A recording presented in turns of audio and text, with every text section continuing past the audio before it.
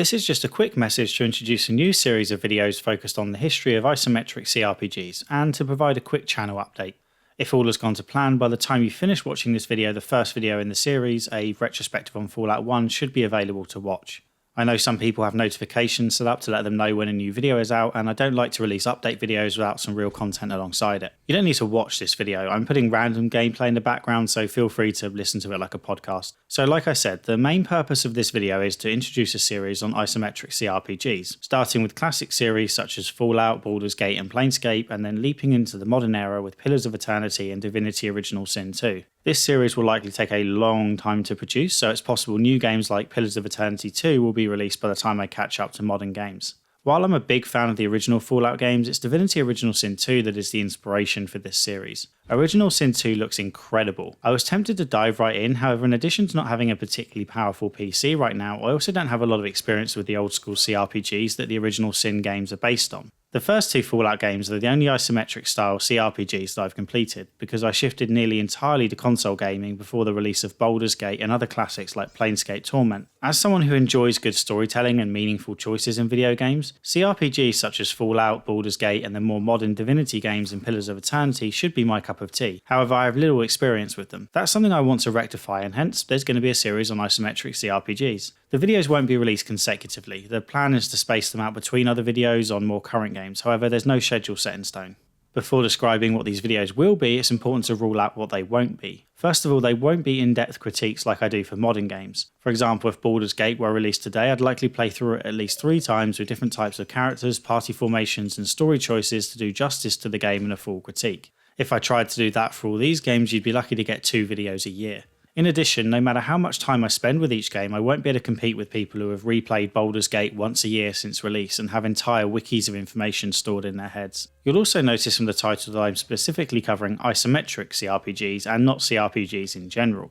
You might be wondering why I'm picking this random subgenre as a starting point. After all, it's weird to start a history series from the middle. The main reason is that while I don't have a lot of experience with isometric CRPGs, I have essentially zero experience with old school first-person CRPGs. Focusing on isometric CRPGs is basically an excuse to go back to a time when Fallout games were good. Fallout 1 and 2 aren't technically isometric because they aren't at 45-degree angles, they're 60-30.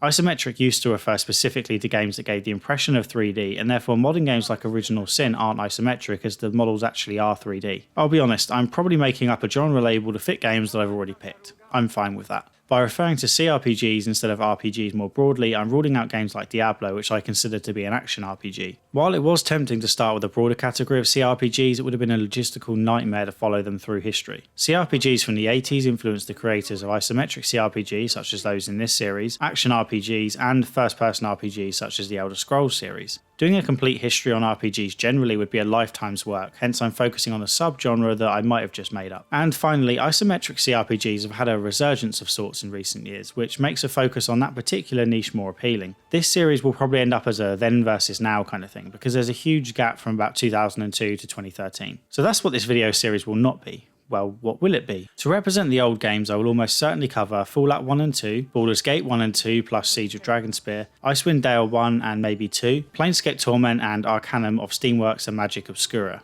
For the modern games, I will play Divinity Original Sin 1 and 2, Pillars of Eternity and the sequel when it's out, Wasteland 2, Torment Tides of Numenera and Tyranny. This list can and almost certainly will change, and I welcome your input. I'm still debating adding the modern Shadowrun releases and Neverwinter Nights games. I probably won't cover the original Divinity games as they were more action RPGs than CRPGs in my loose definition.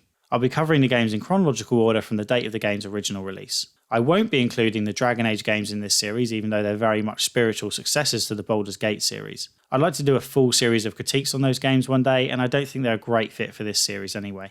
As for the format of the videos, I plan to cover the following topics. 1. History and context of the game, complete with anecdotes from development. 2. What problems I encountered playing the game in the modern day as a spoiled, entitled millennial gamer. 3. An overview of the story with 1 or 2 main playthroughs and discussion of major choices. And 4. A light discussion of the game's mechanics. The amount of development discussion will depend on the game in question. I expect there to be far more historical discussion of Baldur's Gate than, say, Icewind Dale, because the former clearly had more influence on modern gaming than the latter, and as such there is more information out there about how the games were made.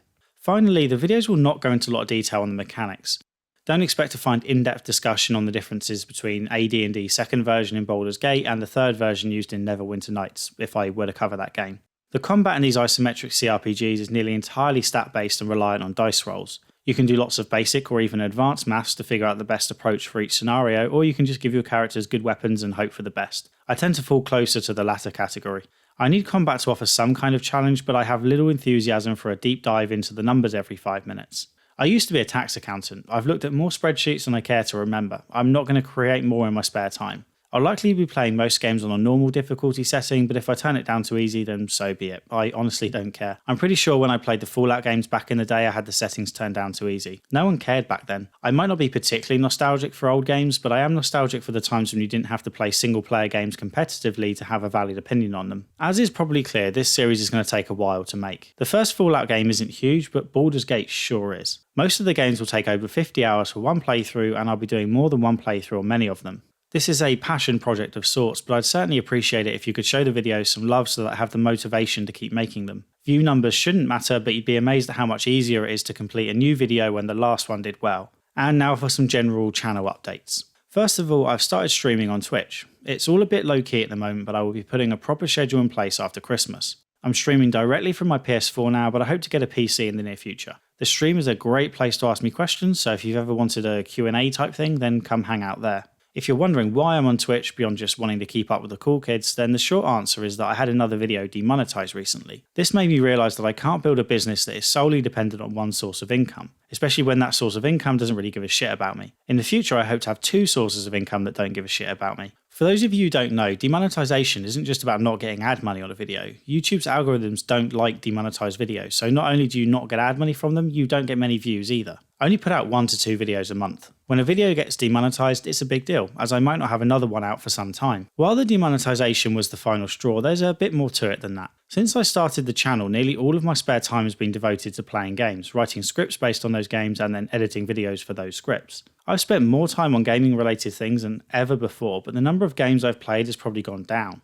As of the time of writing this script, this is a list of games from 2017 that I'm interested in but either haven't played or haven't finished. Yakuza 0, Resident Evil 7, Breath of the Wild, South Park The Fractured Butthole, Wolfenstein The New Colossus, Mario Odyssey, Dishonored Death of the Outsider, Injustice 2, Hellblade Senua's Sacrifice, Divinity Original Sin 2, Danganronpa 3, Pyre, Hollow Knight, Xenoblade Chronicles 2, and probably plenty more that I can't remember. Plus I need to finish Persona 5. Some of those games are a good fit for videos, but not all of them. I've been finding it really tough to play games that I know or suspect won't result in a video, but if I'm going to be a halfway decent critic, I need to play more games. This realisation hit home when I realised I hadn't played an Assassin's Creed game in years. Origins hadn't been on my radar, but I couldn't miss a huge entry in the franchise. There are already far too many gaps in my gaming knowledge. I'm determined to reduce those gaps, not let them grow wider. Playing on Twitch helps me justify to myself the time it takes to play other games without it feeling like I should be doing something else. Plus I may end up getting some money from it one day, although I suspect that will always be pocket change and less than what I get from YouTube. The final reason is one that took me by surprise. I quite enjoy streaming. With the right game and people in chat, it's a hell of a lot of fun. The time absolutely flies by. I've done 6-hour streams where I haven't moved from my seat. Sure, that's going to fuck up my back, but it shows how quickly time flies when I'm doing it. Sometimes I've even wanted to go back on stream later in the day after a 6-hour session. I'm going to have to limit myself to shorter streams or I'll never get anything else done. Which brings me to the obvious question many of you might have at this point. How is Twitch streaming going to affect the videos on my channel? The answer is hopefully not a lot. Maybe not even at all. I've not been working full time on the channel up until now. My other work is somewhat sporadic, but it's dying down and I hope to replace it with streaming. If all goes well and I earn a few dollars on Twitch, I'll actually end up spending more time on my videos because I won't have to worry about doing other work. Plus, the social interaction with people who like my work gives me an energy boost and makes me much more productive.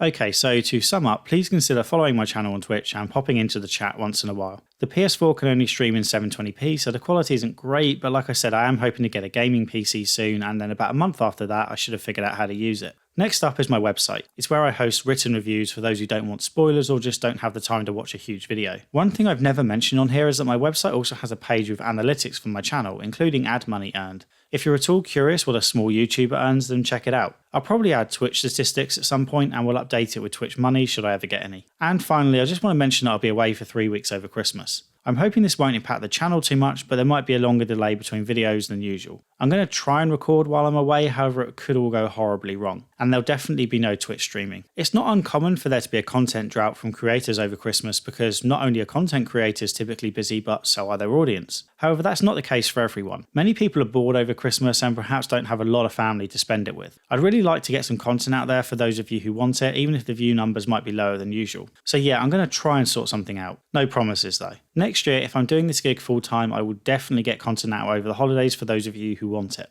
And that's it for this little update video. With any luck, the Fallout 1 video is now ready for you to watch. I hope you enjoy it. Cheers.